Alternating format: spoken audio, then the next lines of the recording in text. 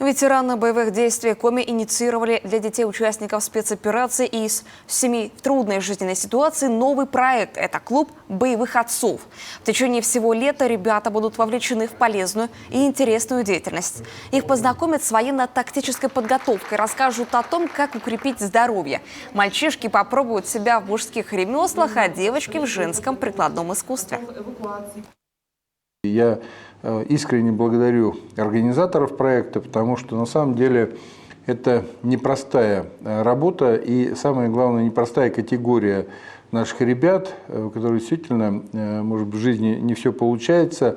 Это может быть связано с потерей отца на СВО или с тяжелыми ранениями отца на СВО.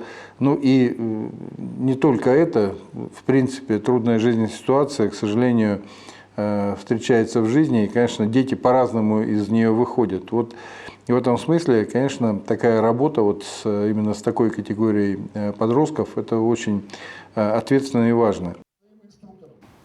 Реализует проект филиал Фонда «Защитники Отечества» в Республике Коми. Также принимает участие региональное министерство внутренних дел.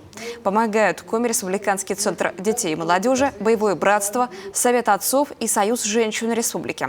Список участников обширный. Кто-то помогает материально, а кто-то непосредственно работает с ребятами в клубе, чтобы помочь им раскрыть потенциал, почувствовать поддержку бойцов и обрести уверенность в завтрашнем дне, несмотря на потери. Особое внимание будет уделено семейным ценностям и культуре отношений.